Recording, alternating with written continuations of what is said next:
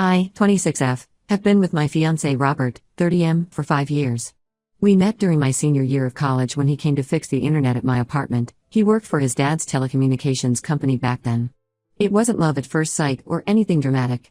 We just clicked and started dating casually, which turned into something serious pretty quickly. Throughout our relationship, Robert has been completely integrated into my family. From the very beginning, my parents welcomed him warmly. He comes to every Sunday dinner, all our celebrations, and even joins our annual beach trips. My dad taught him how to golf, and my mom always makes his favorite apple pie when he visits. My sister adores him and says he's the brother she never had. We're 3 sisters. Even my overprotective older cousins approved of him, which is rare. The problem is, in these 5 years, I've only met half of Robert's family, just his mom and her relatives. His dad has consistently refused to meet me. According to Robert, his dad formed a negative opinion of me before we even started dating.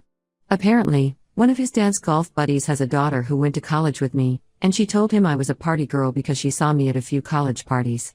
Mind you, these were normal college parties where I wasn't even drinking, but his dad decided I was trouble based on this second-hand information. 2 years into our relationship, I had an argument with Robert's mom about boundaries. She had a habit of dropping by our apartment unannounced, sometimes as early as 7 a.m. on weekends. One morning, she walked in while I was in my pajamas making breakfast, and I finally spoke up. I was polite but firm about wanting some privacy and suggested we set up specific visiting times. She got extremely offended and didn't speak to me for 3 months. We eventually worked things out, mostly because Robert was stressed about being caught in the middle, but his dad added this to his list of reasons to dislike me. He told Robert the first was disrespectful to family values for wanting basic boundaries.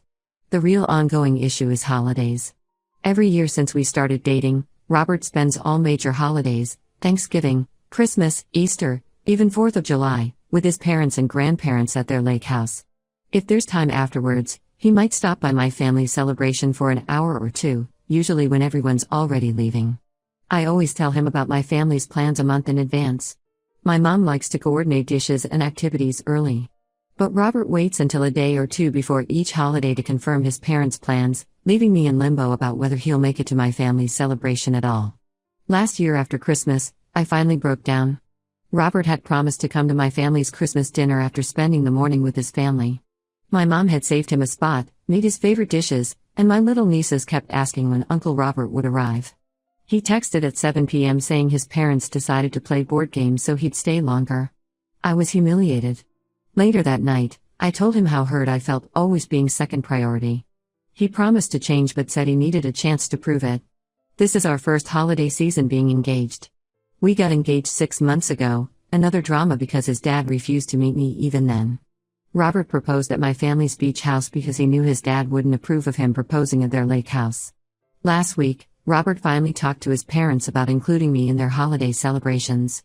His dad flat out refused and said he wouldn't have his holidays ruined by an outsider. Before this conversation, Robert and I had agreed that if his parents wouldn't include me, he wouldn't attend their celebrations either. He seemed committed to standing firm on this.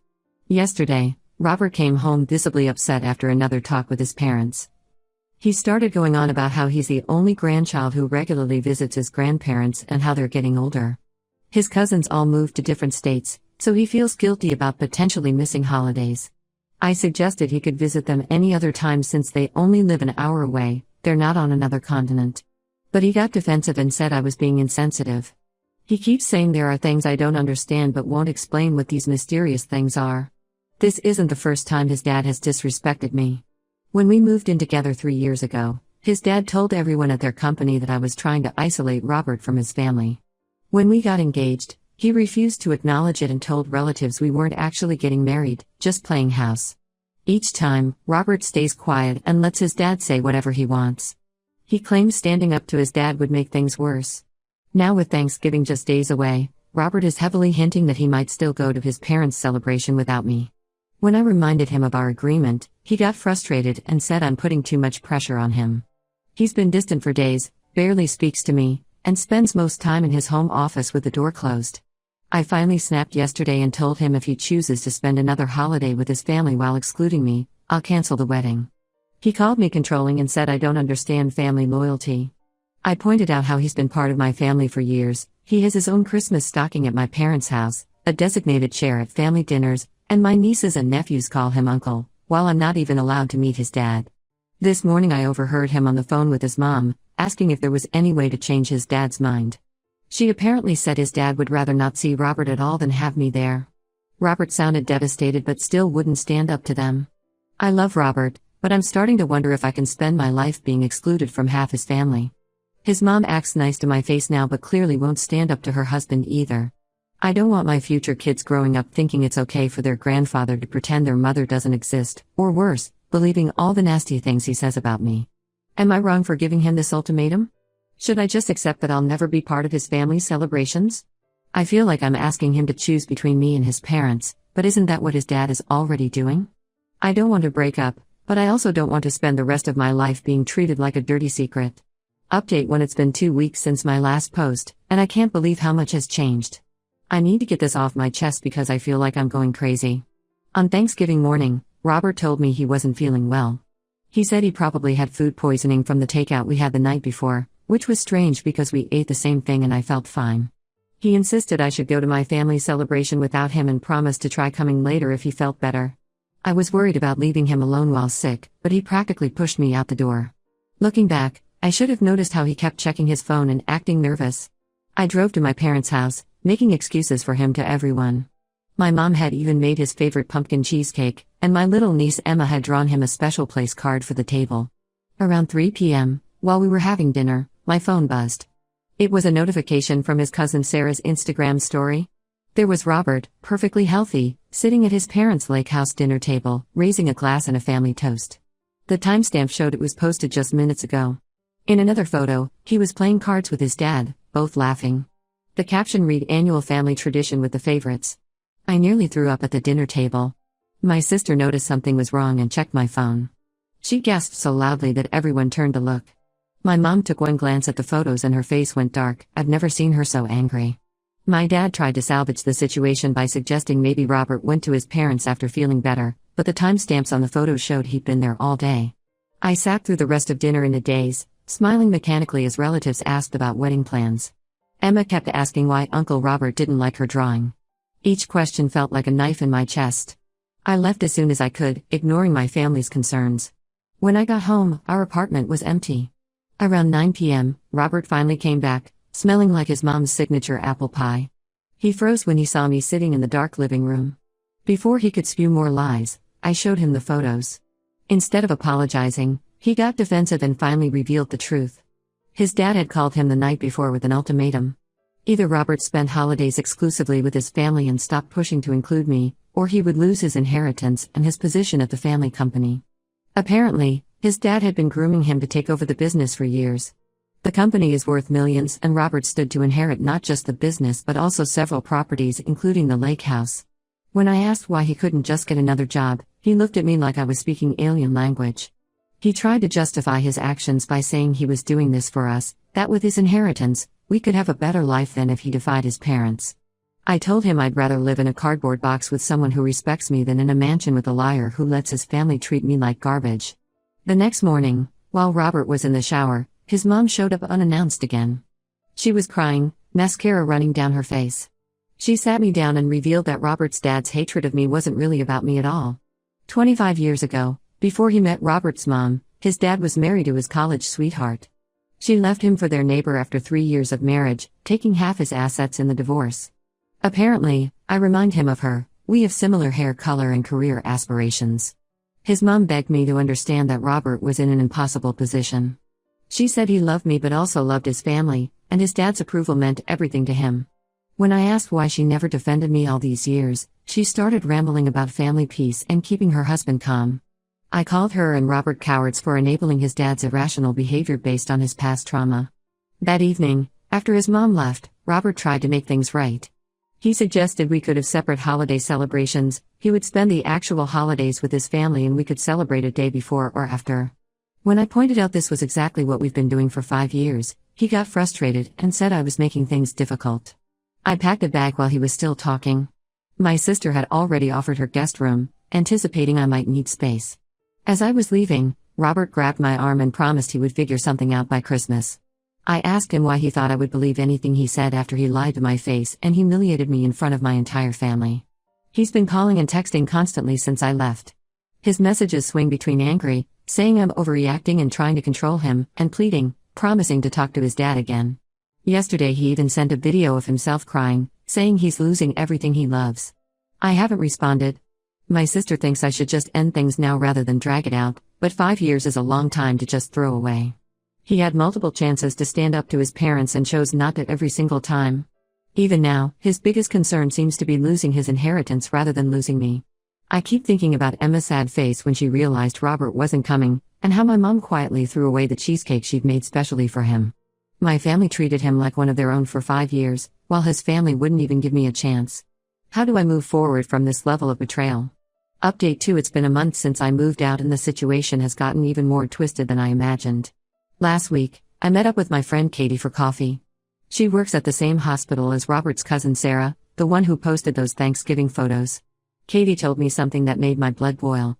Apparently, Robert has been telling everyone that I moved out because I'm having severe mental health issues and refused to get help. He claimed I became paranoid and controlling, demanding he cut off his family entirely. His dad has been using this lie to convince their entire extended family that he was right about me all along, saying things like I knew she was unstable from the beginning. Even Robert's mom, who cried to me about wanting to make things right, has been spreading these rumors. Sarah told Katie that during a recent family dinner, his mom described me as mentally unwell and suggested Robert was lucky to see my true colors before the wedding. This is the same woman who begged me to be patient with their family just a month ago. I was still processing this betrayal when I received a Facebook message from someone named Lisa, Robert's sister. I didn't even know he had a sister. Turns out, she lives in Australia and hasn't been home in years because she also can't stand their dad's controlling behavior. She wanted to warn me about something she thought I should know. 4 years before Robert met me, he was in a serious relationship with a woman named Michelle. They dated for 3 years and were planning to get married. His dad didn't approve of her either, apparently because she wanted to keep her job after marriage instead of staying home like his mom. Rather than stand up to his family, Robert broke up with Michelle 2 months before their planned wedding. He told everyone she cheated on him to save face, but Lisa knew the truth. Lisa apologized for not warning me sooner. She said she thought Robert might have changed since then, especially given how long we were together. She also revealed something that made me feel sick. Robert never actually talked to his dad about including me in holiday celebrations. The conversation he claimed to have had, where his dad supposedly threatened to cut him off. It never happened. According to Lisa, Robert made up that story when she confronted him about avoiding family gatherings with Michelle too. This revelation pushed me to finally do what I should have done weeks ago. I called Robert and told him I was calling off the engagement. He started with his usual excuses, but I cut him off. I told him I knew about Michelle and that he'd lied about talking to his dad. Instead of denying it, he broke down and admitted everything. He confessed he'd known from the beginning that his dad would never accept me. He claimed he truly loved me but couldn't bear the thought of disappointing his father. When I asked about the mental health rumors, he tried to justify them by saying he needed to protect his reputation at the company. That was the last straw. I told him he clearly wasn't ready for marriage if he couldn't put his future wife before his parents' approval. He said I was right but still begged for another chance, saying he'd get therapy and learn to stand up to his dad. I asked him why he hadn't done that at any point in the past 5 years. His silence was answer enough. The next day, I went to our apartment while he was at work and packed all my things. My brother and his friends helped me move everything into storage until I find my own place. I left my engagement ring on the kitchen counter with a note asking him to please stop contacting me. Robert's mom called me crying again, saying I was tearing their family apart. I laughed and told her their family was already broken if they had to destroy other people's relationships to keep it together. She hung up on me. The hardest part wasn't packing up 5 years of memories or even returning the ring. It was realizing that the man I loved never really existed. The Robert the first thought I knew, the one who was kind, honest, and brave, was just a facade. The real Robert is a coward who would rather lie to everyone than stand up to his father. I've blocked Robert and his entire family on everything except email, which I'm keeping open only until we finish sorting out the lease on our apartment. My sister says I'm handling this better than she expected, but honestly, I'm just tired. Tired of the lies, tired of the manipulation, and tired of being treated like I'm crazy for wanting basic respect. The only silver lining in all this is that I found out before we got married. I can't imagine discovering all this after having kids with him, or worse, watching our children go through the same emotional manipulation I experienced. Some things really do happen for a reason. Update 3 months have passed since I ended things with Robert, and I finally feel ready to share the latest developments. Last weekend, my sister's friend forwarded me a Facebook post that left me speechless. Robert announced his engagement to a woman named Rebecca, barely 2 months after our breakup. His dad proudly shared the news, calling her the daughter he always wanted and welcoming her to their close-knit family. The post was filled with photos from their lake house, showing Rebecca sitting in the spot at their dinner table that I was never allowed to occupy. The most shocking part? Rebecca is practically a carbon copy of Robert's dad's first wife. Robert's sister sent me an old photo from their dad's first wedding, and the resemblance is uncanny. Same blonde hair, same profession, they're both elementary school teachers, even the same alma mater. It seems his dad's issues were never really about me being unstable or disrespectful. He was just waiting for his son to find someone who could replace the wife who left him. According to Lisa, Robert's sister, Rebecca was actually introduced to Robert at Christmas, while I was still living in our apartment. She's the daughter of one of his dad's business partners, and their families have known each other for years. His parents had apparently been trying to set them up even while Robert and I were together.